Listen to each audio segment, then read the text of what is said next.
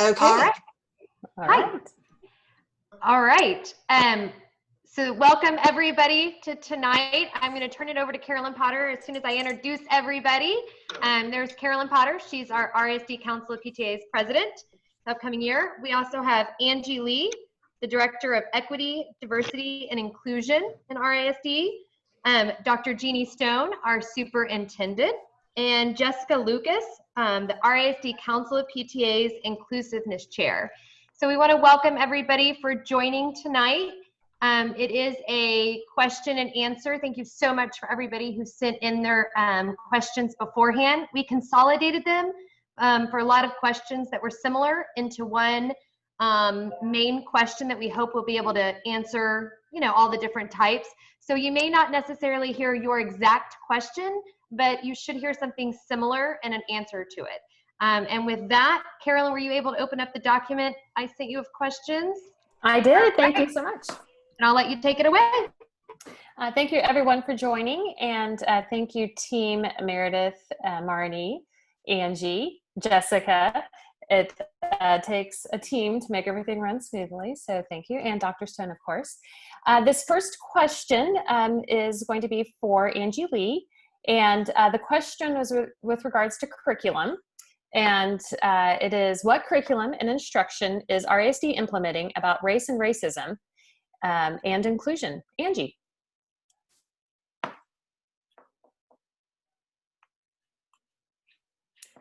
Your volume, or unmute yourself. I need to unmute myself. That's it.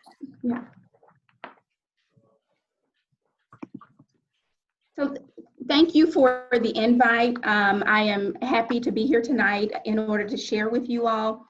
We have been doing a lot of work the past year to plan for this moment. So that's really what I want to communicate first. So everything that we're going to talk about tonight, the plans that we have coming up, has been a year and a half in the making. We've done a lot of work to get to this point. And so we are excited about being able to, and looking forward to this current school year where we are going to implement some racial equity work. And so for curriculum and instruction in particular, some things are important to note that currently we implemented this last school year, and it's going to move into this new school year as well. At Berkner High School, we have a Black History course. We started with 2 sections of it at Berkner High School. That has doubled, and so enrollment grew, and we now are looking forward to 4 sections of that class. Also at Berkner, new this year will be the addition of a Mexican American Studies course, and we are working right now on completing the curriculum for it, and that will that offering is out there, and students are enrolling in that class. So we're very happy to see that. Our plan is to expand both of those courses into all of our high schools, and so looking at this coming school year, we'll have both running African American history, Black history, and Mexican American studies with the intent to move that into the other 3 high schools. Also, we have a huge initiative for racial literacy. And that's what we've coined it in the district, is racial literacy. That focus is going to be K-12. And so our plan right now is every school this coming school year will have a lot of time that's designated through an advisory period, or at the elementary level, it may be homeroom period. And so we are going to split time with SDL and the counseling department with their guidance lessons. And so at least 2 days a week at the elementary level, we will have racial literacy lessons.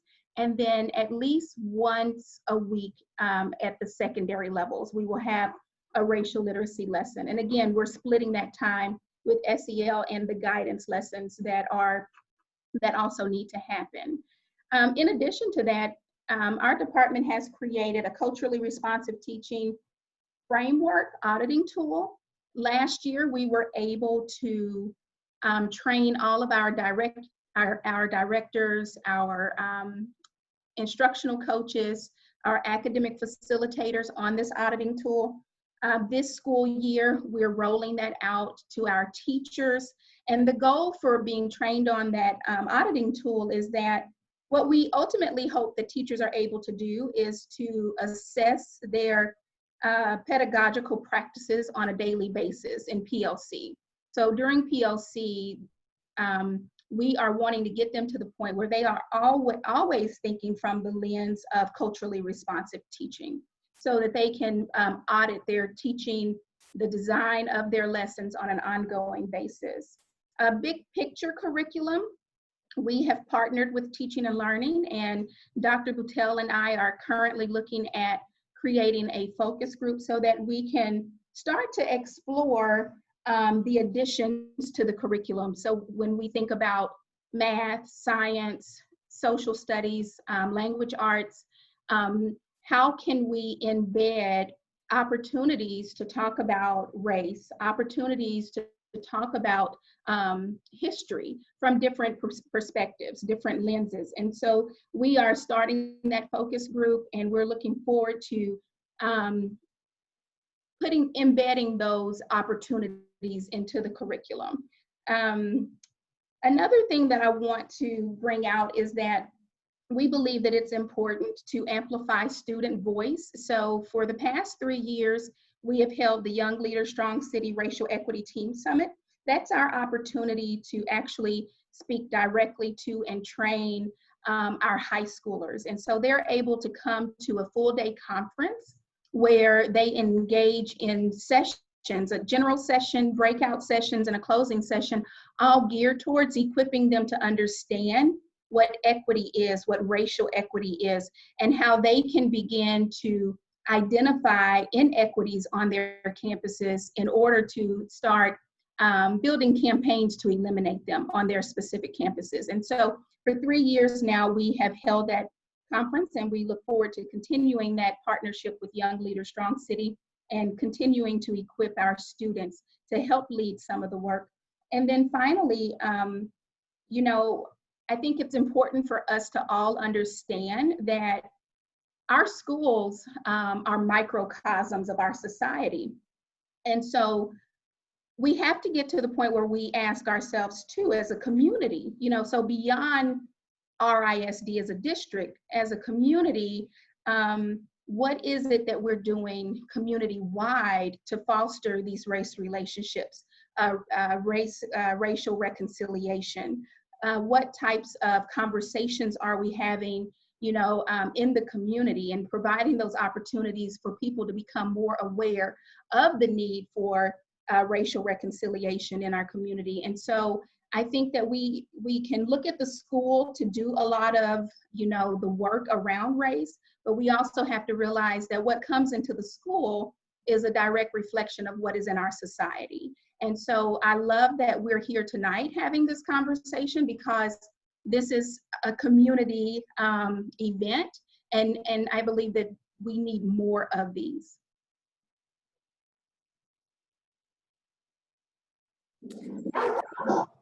Sorry, that is my dog in the background.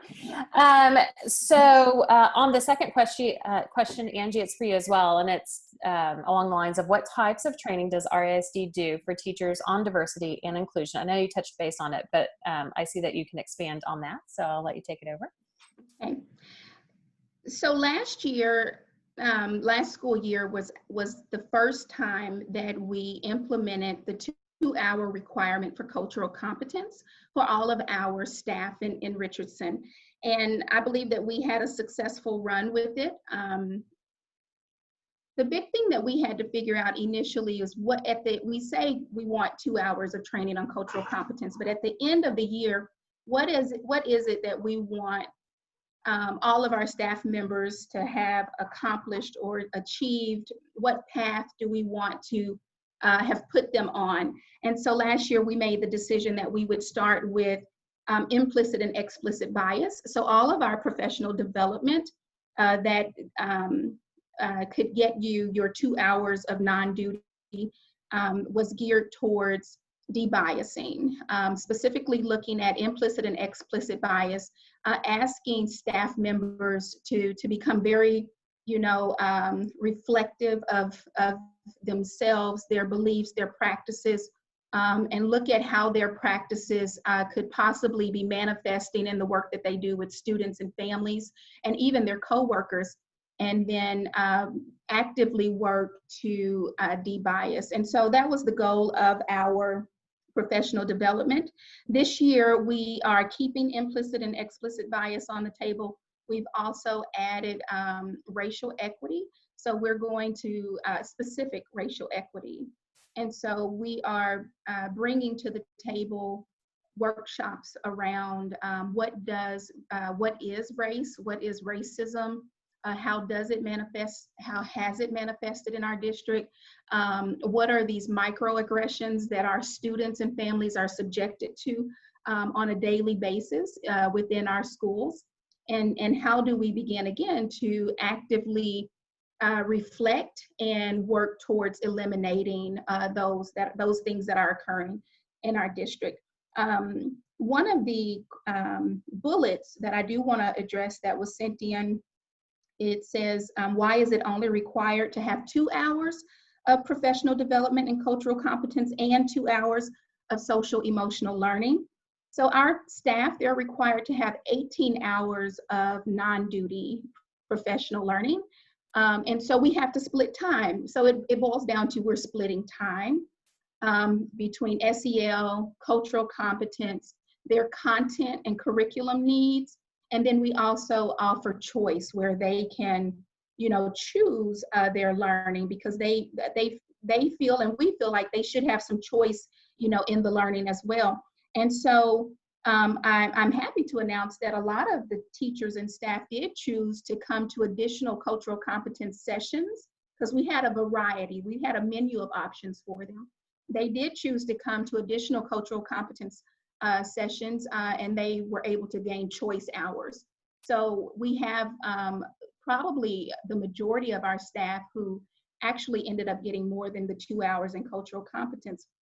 But also, I think it's important to note that looking forward to this coming year and the implementation of the racial literacy, all of our teachers are going to be responsible for implementing those lessons in class. And so the racial literacy is not just for the students, we're also building capacity with our teachers and staff. So, and that's going to be on an ongoing basis.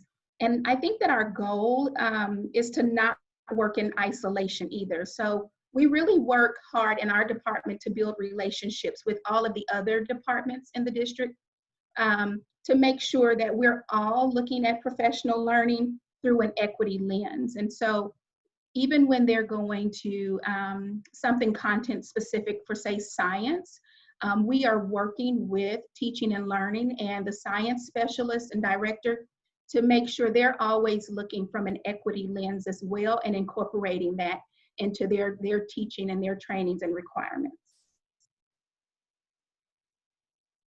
Thank you.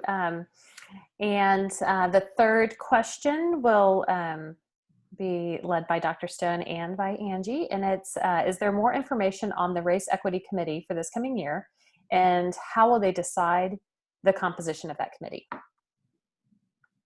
Well, I'll kind of start out and say again, thank you to the PTA for hosting us tonight and giving us the opportunity to speak on this really, really important topic. I am so pleased to have Angie Lee join us representing our equity, diversity, and inclusion department. And but to speak to this specifically, we've had this department now for a couple of years, and Angie leads that department, and we really have been focusing in on equity. A year ago this month, we adopted, or actually a year ago last month, we actually adopted our equity policy, and our board adopted our equity policy. But equity is a big, broad word. And so I am so pleased that this next year we are going to focus in on a specific area with a new committee called our Racial Equity Committee.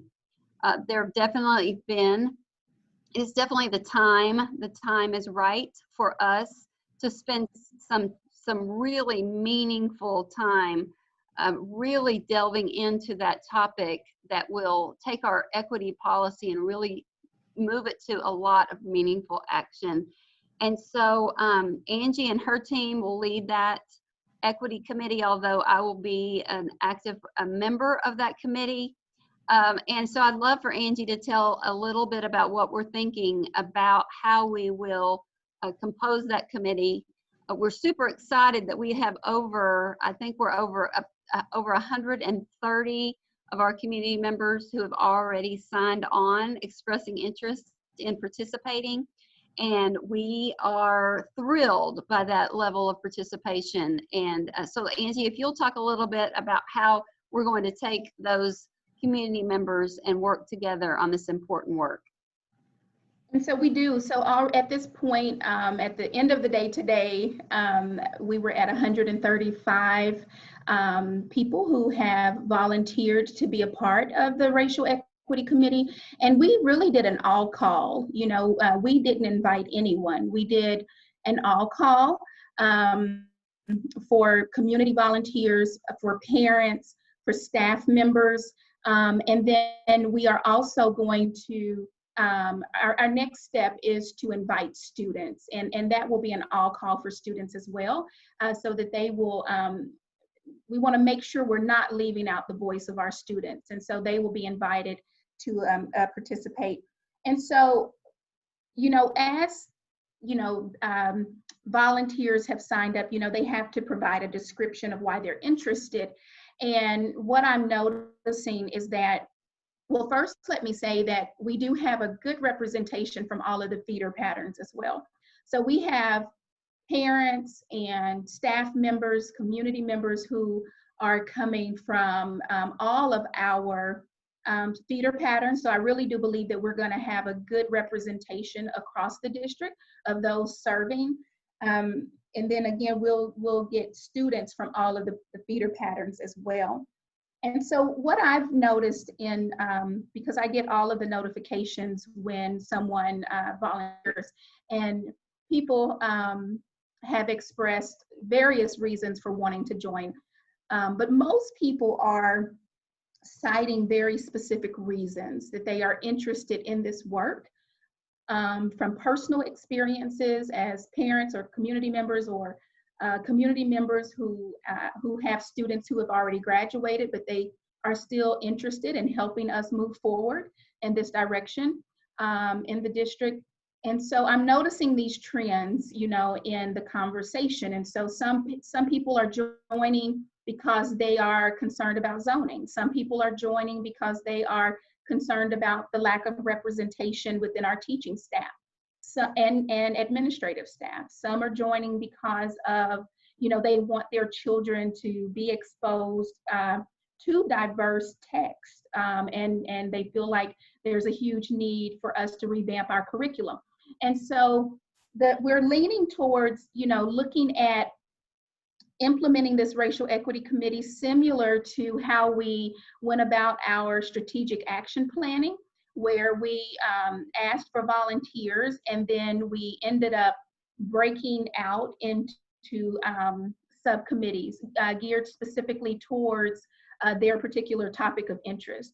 And then the deliverable, or the end goal, would be for those teams to come back with action goals around, you know, for curriculum, equity in our curriculum, you know, and whatever that topic is that they chose to pursue within their team. And so we're looking that they will then come back with goals, and we can evaluate those goals and move forward from there.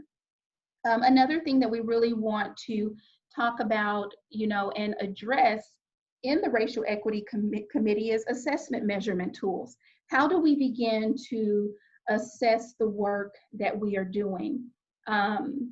You know, we can talk about all of the anecdotal data that we have. You know, Dr. Stone and I both, you know, we get emails and phone calls, text messages all the time. So there is lots of anecdotal data, but we really want to hone in on gathering the data. Right now, we're able to gather some data through the Let's Talk app that's available. It filters kind of by category, and we can collect data that way. But also we want to look at using tools like the anti-racist organization continuum or the dominant culture framework in order to get survey data from our staff and our community so that we can really begin to measure the progress that we're making in the district.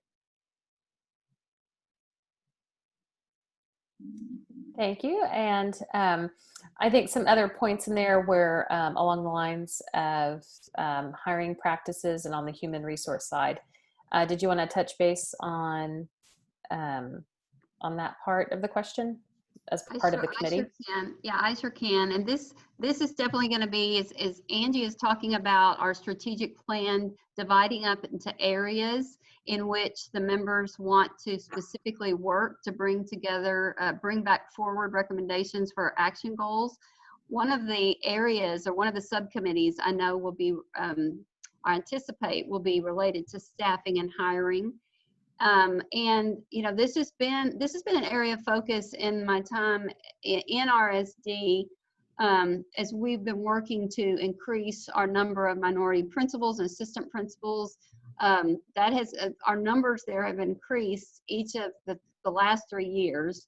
In our just concluded 2019-20 school year, 45% of our administrators in RSD were non-white. And so those are really good numbers, but we know that we want our staff to mirror the representation of our school district. And so our district believes that our students need to see teachers and administrators who look like them and who mirror the diversity of our district. We have a strong belief about that. So while we're making progress in this efforts, we can always do better. And so we continue to have this as a goal of how we can work to recruit and develop minority candidates for leadership positions. And so that is one of the things that we're committed to do. Not only to just wait to see who applies, but to also to take our teachers of color and begin to strategically work to identify those who we want to shape and to mold and to build the capacity so that they can become future leaders in our district. So that's one thing. So in terms of minority teachers and hiring, we are really hopeful that the stance that we've taken in Richardson ISD to wholeheartedly embrace diversity and to embrace and work to dismantle systemic racism in our district and to welcome all members of color and teachers of color and white teachers, but to specifically target that we need more teachers of color, that once that we begin to really promote that in a really meaningful way, that we will be able to have more minority teachers apply in our school district. And so that is the goal, and that's why we're very vocal and open, and we're going to be really, really publicizing and advertising our belief system that we want teachers to come to us to mirror the demographics of our students. And so I think it really starts with belief, first of all, and then it really, really moves into action when you are recruiting and doing intentional efforts to bring on more hires that mirror our kids. Can I add on to that? Can I add on to that as well? I think it's important for everyone to know as well that we have some great initiatives already in place. We're creating pipelines right now through our high school teacher intern program, Grow to Teach. What I'm realizing is that not a lot of our community know about the program. And so I think it's important to message to our parents and to our community that that program is available to high school students. And, if they're interested in teaching, if they're interested in coaching, that is the program that they should become involved in. And it's on every single campus. Another huge benefit to that is that we guarantee them a contract with the district. If they complete the program, they go on to college and they get their certification, we guarantee a contract where they can come back and teach in the district. And so we want to make sure that, you know, that is messaged in all of our communities, and that our kids have opportunities to participate, you know, in that. I also want to note that we are actively recruiting. You know, we get this question a lot, and I think that, you know, I want to address it because people ask, well, why are you all not recruiting at historically Black colleges and universities? And the answer to that is we are. You know, we are actively recruiting at area and regional HBCUs. We're even going as far as Georgia, and with actually some other East Coast HBCUs that have been added to the list. And so we are actively recruiting. We actively recruit in the state as well through TAPSE. That's the Texas Association of Black School Educators. They have a huge conference every year with a career fair. We actively recruit there. So we are doing just that. And so I think it's important to know that.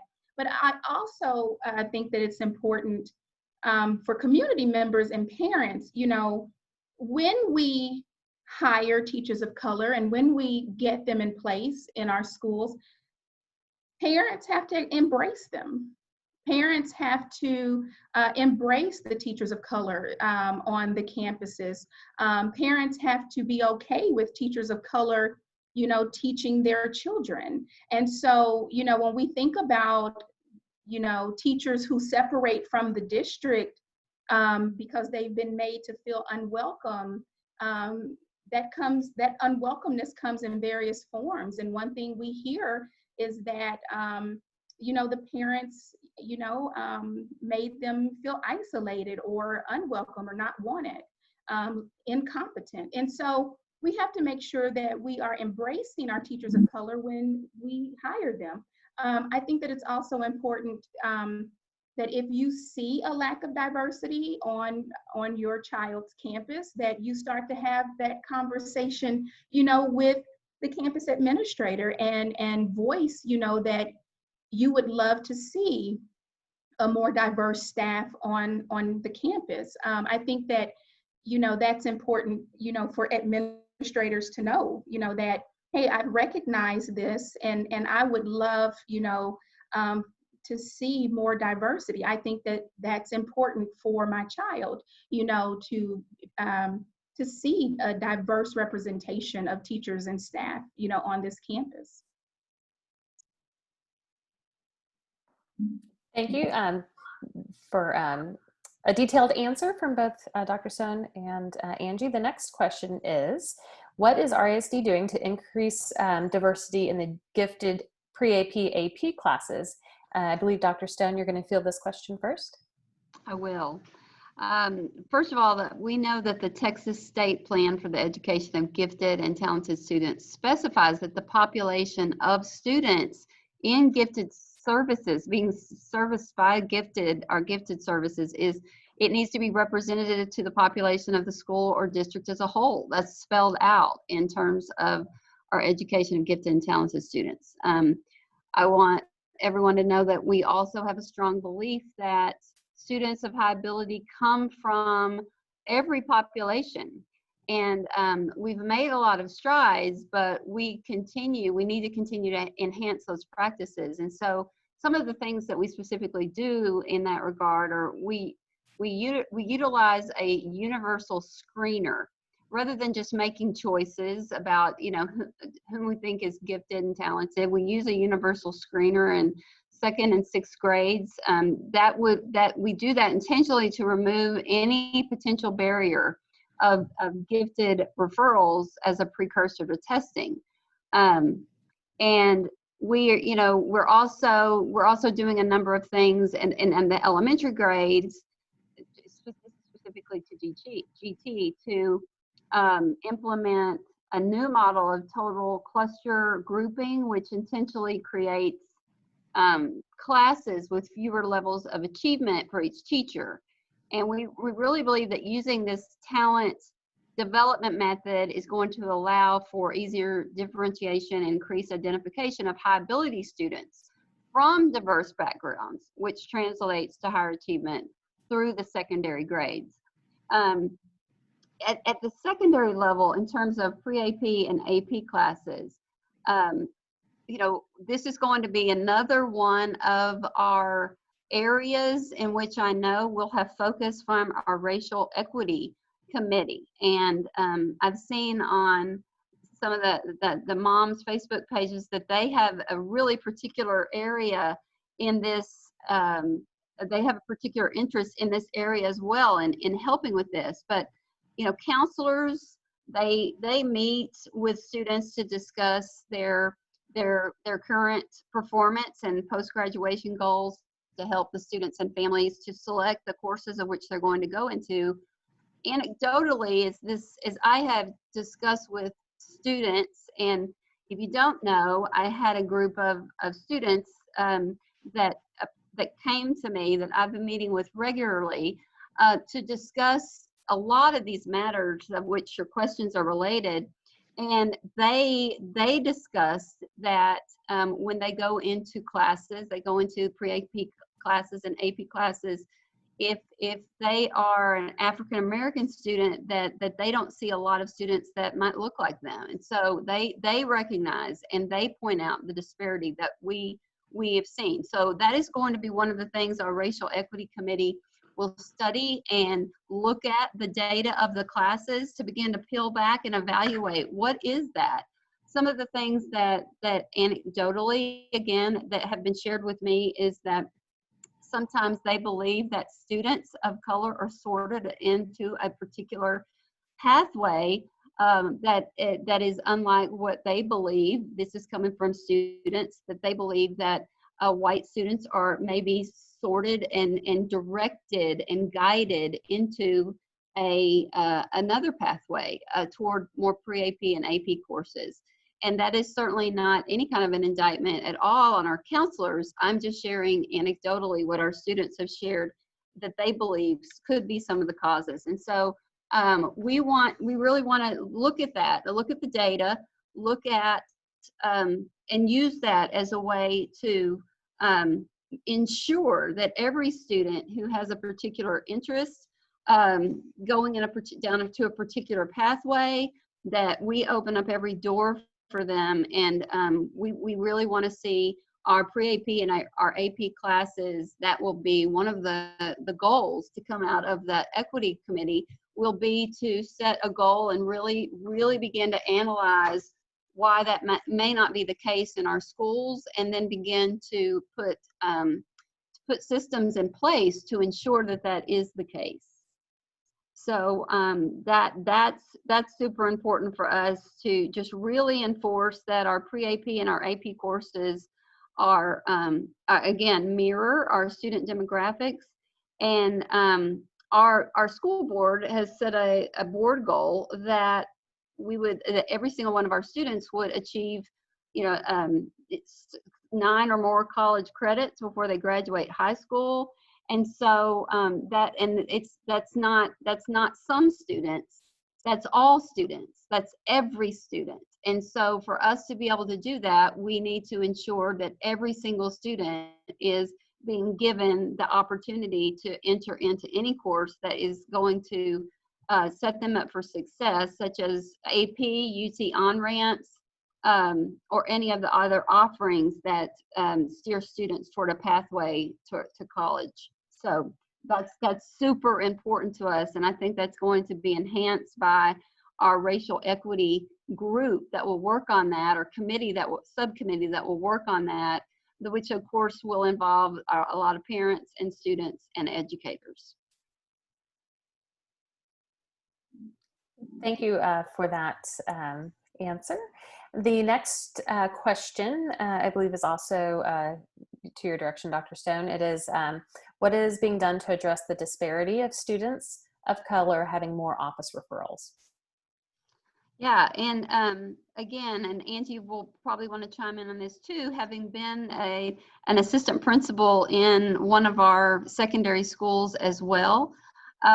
This is one of the things, again, that we really began last year whenever our equity policy was developed. This was one of the things that we began to do immediately, was to look at the disparity in terms of behavior in our office referrals. And we see that there are issues there. And this is one of the systemic changes that we want to see made. It first begins with I think that you're going to see with our racial equity committee that every single one of the first steps will be to review data where there is data, and there's certainly data regarding office referrals and the proportion that are students of color in our schools. And so that's significant action that has to be taken, that takes the words off our equity policy into action to address what are the policies and procedures regarding this.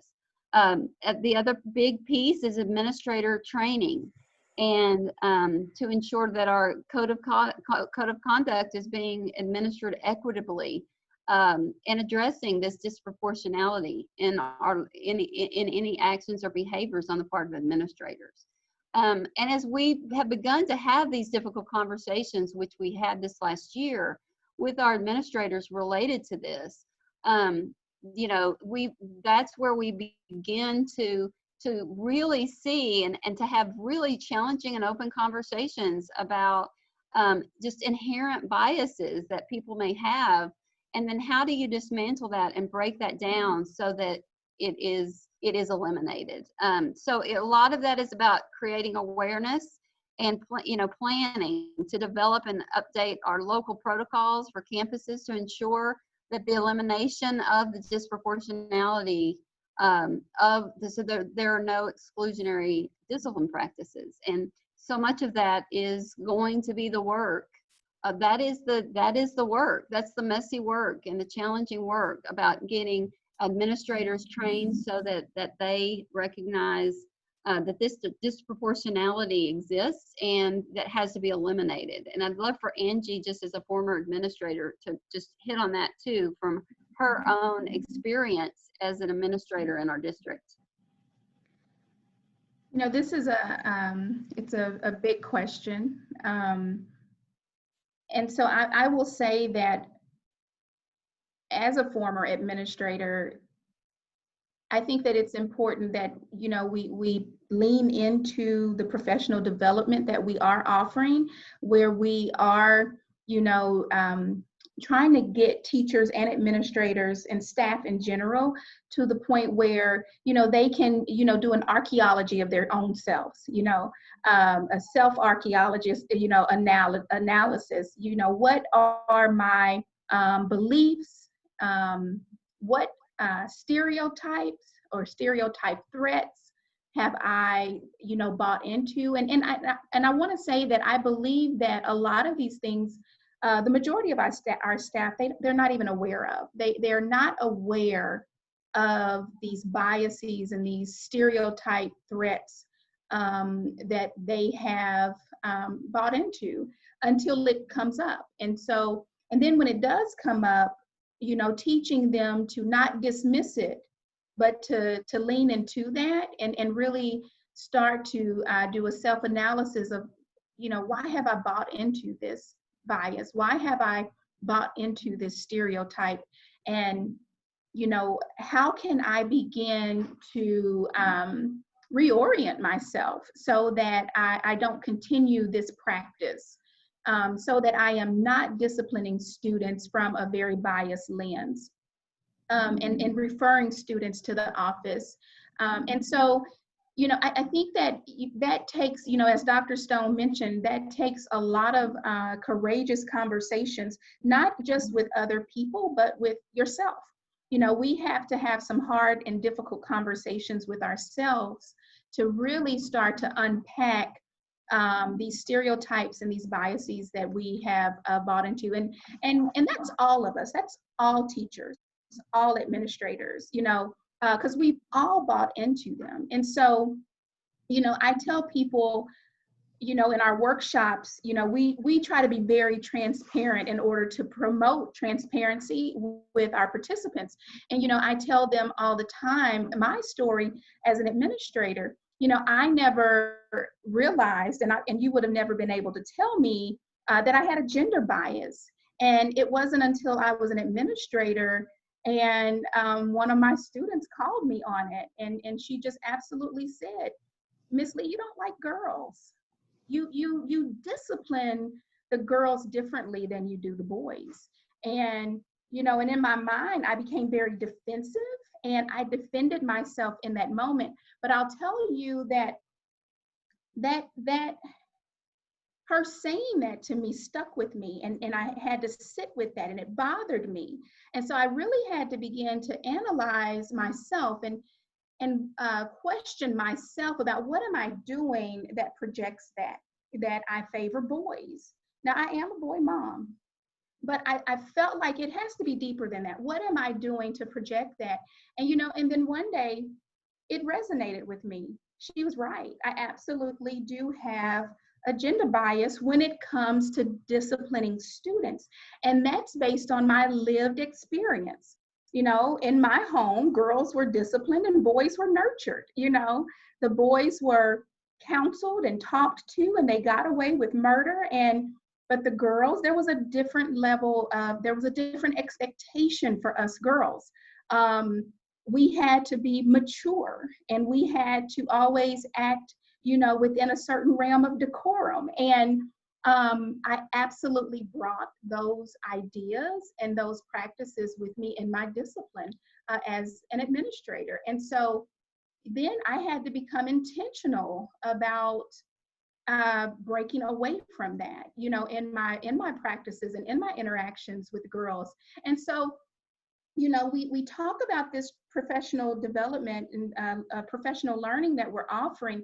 And this is what we're asking teachers and administrators to do. We're asking you to identify those biases that you've bought into, whether intentional or unintentionally, and that you're bringing to work with you. And then how do you begin to renorm that, you know, so that it's not manifesting in your interactions with students and with families and with coworkers. And again, that's hard work, you know. And so, you know, we spent a year training teachers, but we absolutely don't think that every teacher, you know, is at the point where they have de-biased. So the work continues, and we're going to continue the work, and we're going to continue to add the deeper layers that we need to add to the training until we really, you know, begin to dismantle those beliefs and get rid of those systems that keep our discipline practices at a disproportionate level. Thank you, Angie. The next question is with regards to the religious aspect of inclusion and diversity. And it's, Angie, this one goes to your direction first. Will the district's work towards equity and inclusion also include the district's Christian bias, as well as examining race? Non-Christian families in RASD continue to experience discrimination related to event scheduling and overall lack of understanding of our religious practices, despite the existence of a religious practices advisory committee. That was a lot, Angie. That is a lot. That's big. But I will tell you, I have a gem, a little hidden gem of a committee. We call it our Cultural Competence Committee. And it's made up of, you know, staff from all over the district. And they really are the backbone to our department. We are, you know, there are just 2 of us in the department, but we have so many staff members committed to this work that they volunteer countless hours. And so one of the subcommittees of our Cultural Competence Committee is actually a Religious Practices Committee. And it kind of took me a year to wrap my mind around the direction I wanted to go with that committee. But last year, we were able to fully implement that committee, and I had several staff members choose to join that because they see it as a need, that we need to do things differently and offer, have some different offerings and even training and awareness for our staff in the district around religious practices.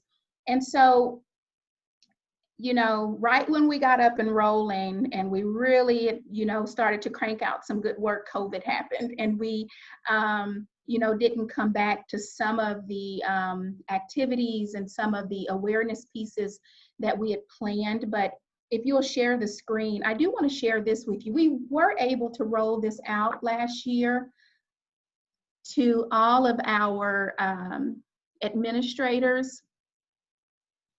And so you'll see that this says religious practices quarterly update. So our goal, one of the goals for the committee is to release a quarterly update, and each update will focus on a different faith. And so for this first one, we focused on Islam. And so we wanted to highlight religious holidays specific to that faith. We wanted to highlight common practices, but then in addition to highlighting those common practices, we also wanted to make sure that we were given, you know, suggestions for how teachers and staff can be more supportive of the students. And so it's kind of small, so you may not be, I can't see what you all are seeing. It's kind of small for me, but you'll see that some of the common practices that we highlighted, you have daily prayers, and then the bullet underneath that is just a bullet of, you know, what can you do to support it?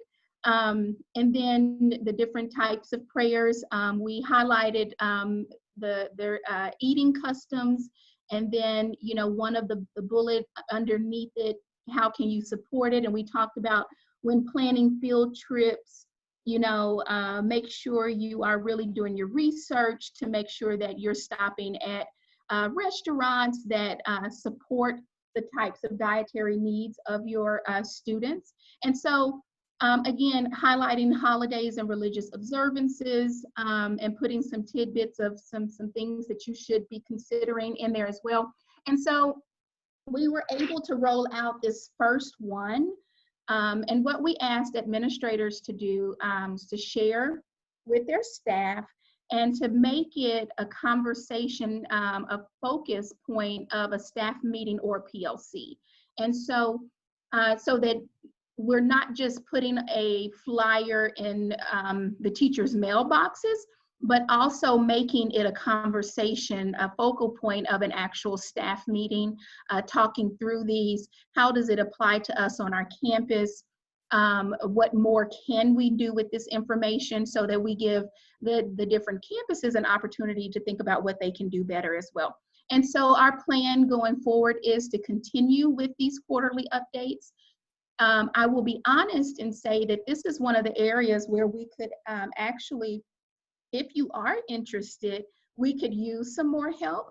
We have so many faiths represented in our district, and we want to make sure that we include all of the faiths, and that, but we also want to make sure that we're putting out accurate information. And so a lot of time and research goes into this. And if you're interested in joining and helping us continue this work with the quarterly updates, we'd love to have you because we know that it's going to take a lot of us to pull this off the way that we want to do it and for it to be done well.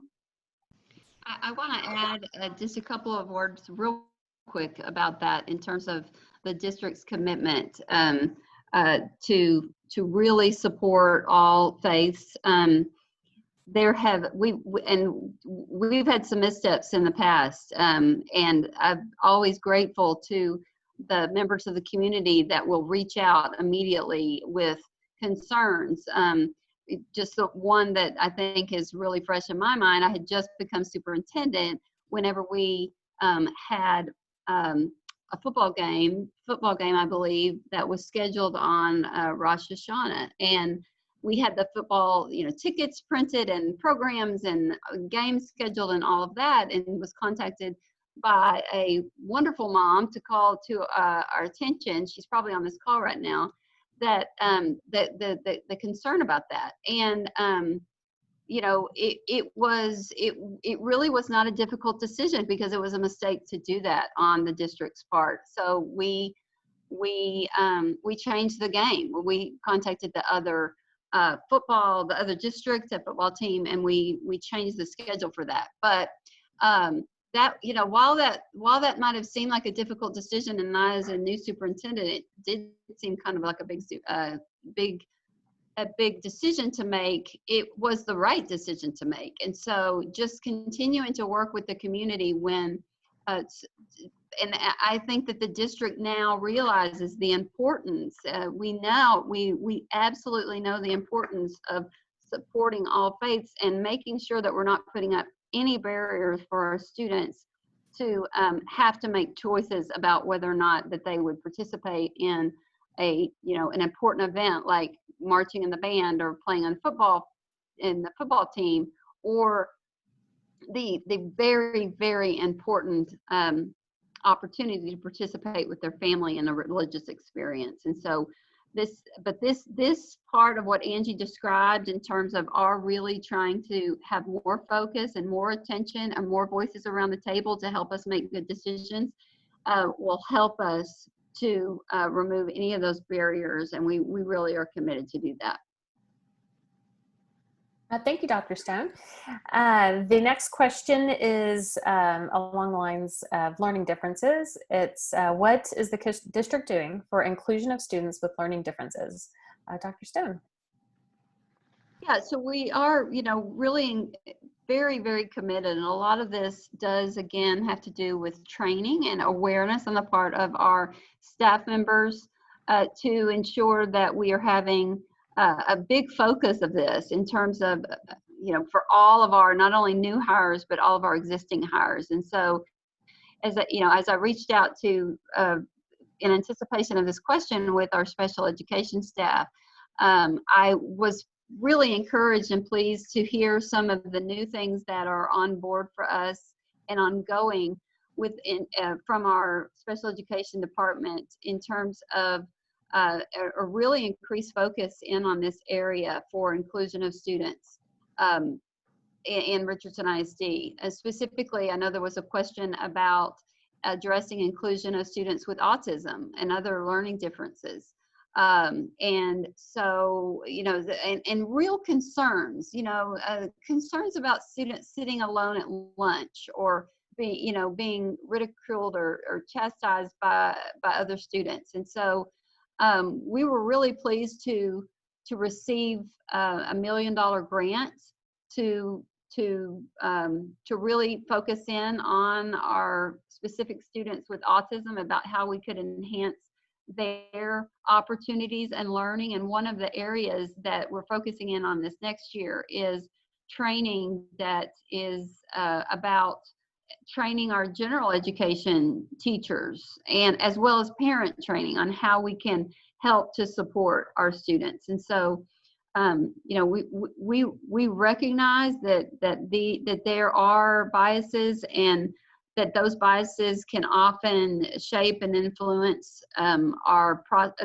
students' experiences, and we're committing through training to really review this through training, and a review of all of our evaluations is another thing.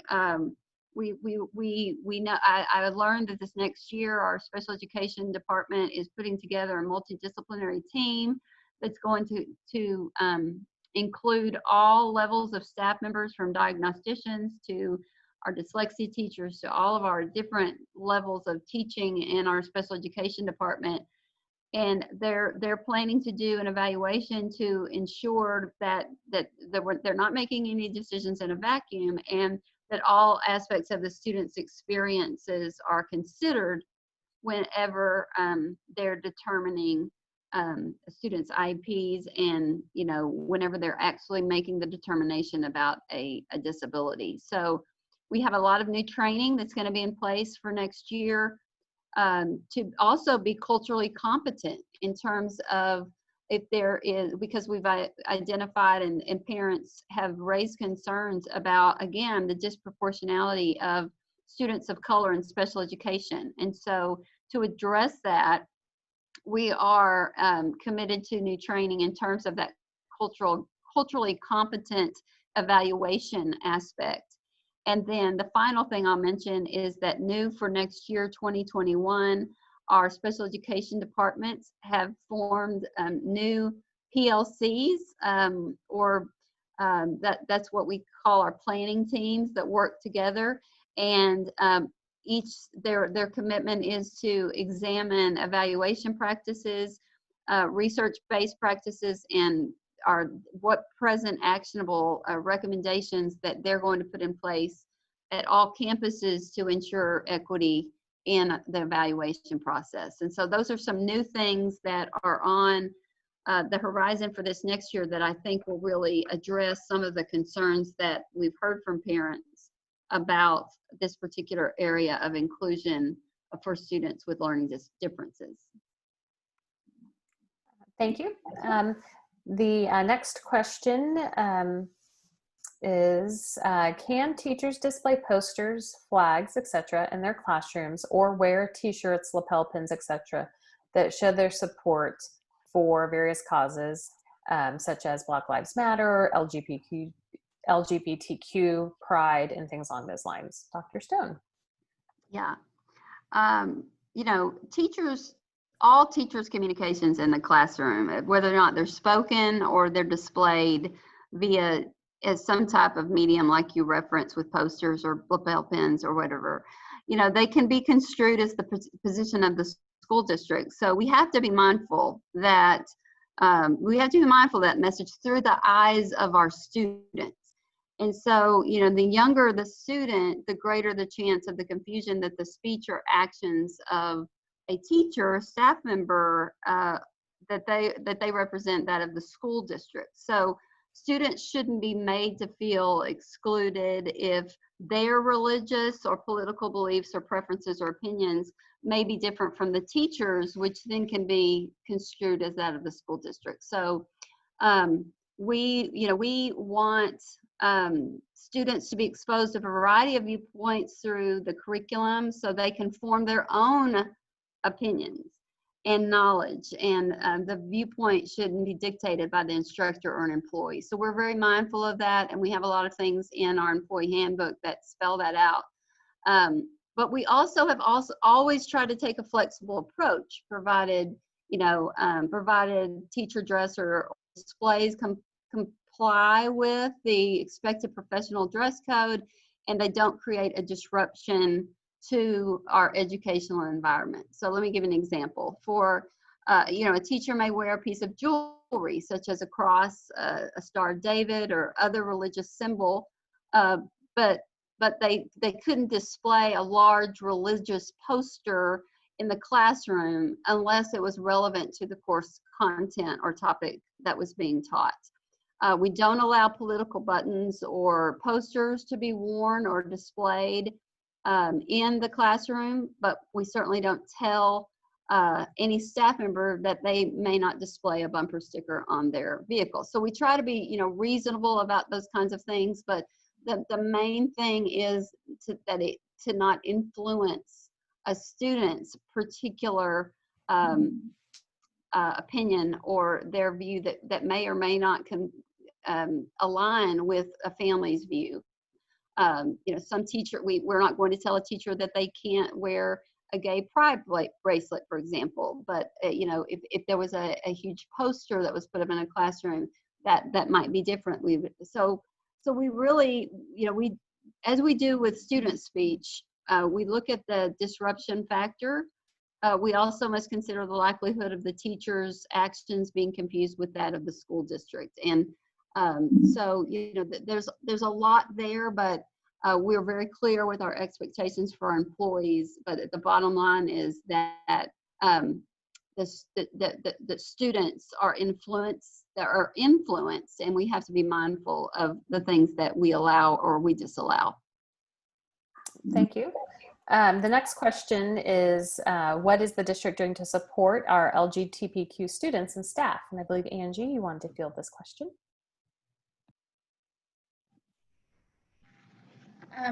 We've offered a variety of training opportunities for staff members. We started out early last school year, that fall. Actually, before school even started, we started with a training for all of our fine arts teachers. And we really just delved into LGBTQ 101, kind of like a foundational training. And the reason we started with fine arts is because we started to see a particular trend with our fine arts students. And as far as them starting to ask their band teachers, their band directors, their choir teachers, art, teachers, and really because they spend so much time with their fine arts teachers and they've built up these relationships, there were a lot of questions that our fine arts teachers were having to field. And so the teachers actually, started to reach out to me, directors started to reach out to me, and in addition to their executive director, Jeff Bradford, just to say, we don't know how to answer a lot of these questions. We don't know how to support, our students who are, sharing these stories and coming to us, for advice. And so we put together a presentation that the fine arts teachers participated in. And I actually didn't do the presentation. We invited one of our partners from UTD out of the Gender Center over there. He runs that center, and he came and he did the Foundations 101 training for our fine arts teacher.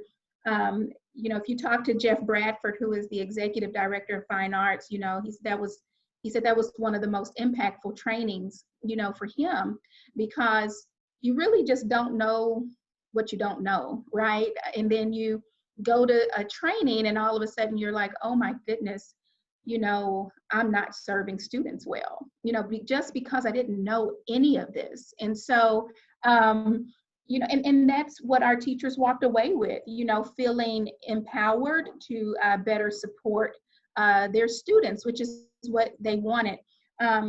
And as a result of that, they're now asking him for additional training. They want to go to that next, they want to take that next level of training. In addition to that, we offered a workshop. We did categorize that under our cultural competence training.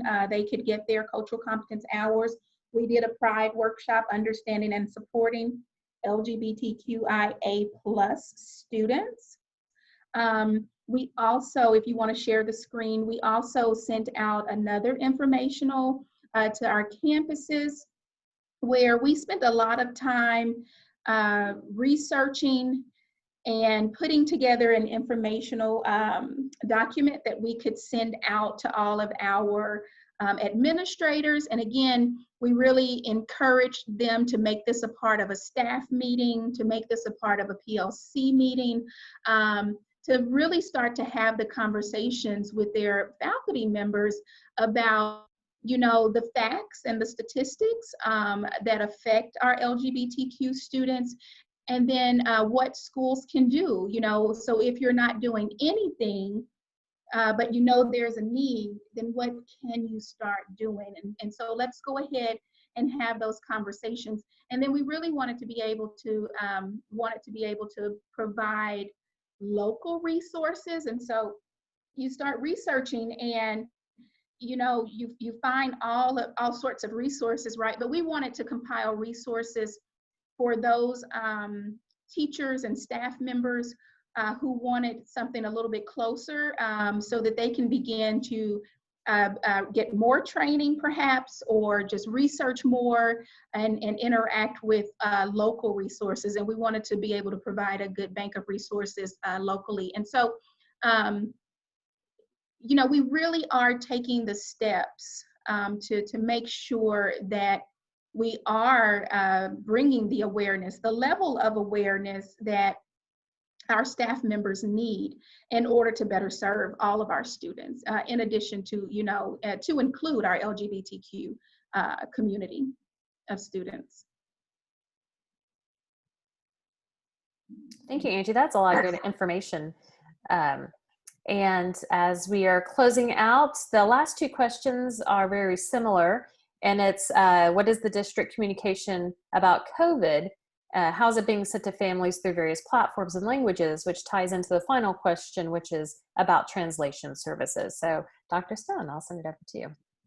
Sure, you bet. So one of the things that we are also committed to do is to enhance our services to meet the needs of communicating with all of our families. And so, you know, it's really important. A couple of things I'd say. First of all, a kind of a public service announcement is it's really important that parents at all times ensure that we have updated contact information. So we want to make sure that we're doing that. During the COVID time, we had a lot of our families that fell off of the grid, and we worked. This is one of the things I want to give a lot of credit to our student services department, because we had, and Angie was a part of this, that we had over, it started at one point where we had 700 students that were unaccounted for in that first week of COVID. And of course, that was unacceptable to us. And so we actually took many of our staff members, such as Angie. Angie was on a team. There were a lot of our staff members that were not directly tied to classroom instruction, and we put them on teams to literally go door to door to find families. And by the time that we were done, we had eliminated to where that number was down to a very small number, below 100 students. And so, but initially that was a difficult challenge. And so we had to, and we'll continue to always look for ways that we can enhance communication through, even if it means, as it was at the time of COVID, going literally almost door to door, putting up signs at our large apartment complexes, working with our managers to ensure that they were helping us to distribute information. We began to distribute information in our lunch bags that were being distributed to families. And so that was very important.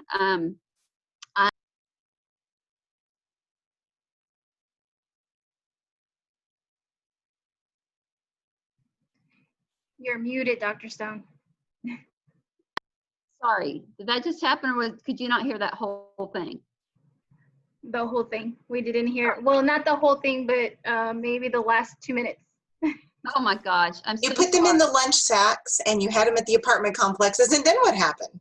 Thank you. We put them in the lunch sacks, and but yeah, it was really just working for all of our channels to make sure that we were reaching all of our families. In terms of translation services and meeting the needs of our families that may speak other languages, I'm really excited that we've just enhanced this by hiring a new translator and hiring some new translation services for our strategy engagement department, as well as, this is a super, if you haven't heard, that for the very first time we have brought on a brand new staff member that will be serving in the role of a family engagement coordinator.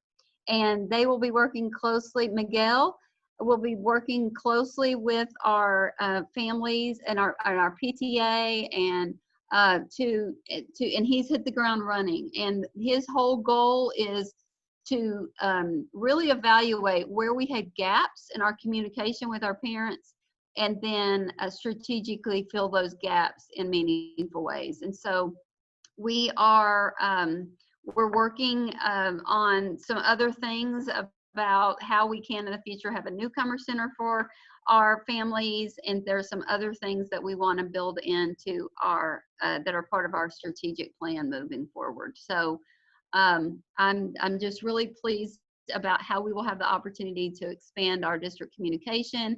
You know, currently we send all of our district communication in both English and Spanish, and we're also expanding into the other top 5 languages for parent surveys and inventories. which are Arabic, Amharic, Vietnamese, and Urdu. So those are just some of the things that I would say that I'm happy about in terms of expanding to meet the needs of our families. Thank you very much. This has been a very enlightening hour and 15 minutes. And so with that, I'd like to thank Angie Lee for her time and Dr. Stone for your time. And of course, the Council of PTAs, Meredith and Jessica and Marnie for the team effort to get this all pulled together. All the questions, again, have been sent over to Dr. Stone and her team. So rest assured, if it didn't get answered specifically tonight, they know it's a hot question that they are researching. So thank you, everyone, for joining us. Thank you again, Angie, and thank you again, Dr. Stone. And the last little bit, we will, because of time, respecting time, and the district questions were so great and so many, Jessica, Marnie, Carolyn, and I will record the PTA part of the questions. And we will post that at a separate time. So we'll let everybody go now, and then, but do look for the PTA part of all these questions that we'll record separately. And thank you for those who kept sending questions during the session. I will get those over to Dr. Stone and Mrs. Lee. Don't worry about it. They're in good hands. And our Facebook, Twitter, and YouTube are on the screen. So please check back tomorrow with the videos, and they'll be ready. So thank you all so much for coming. Thank you all. Thank you. Bye. Good night, everyone. Good night. Good night.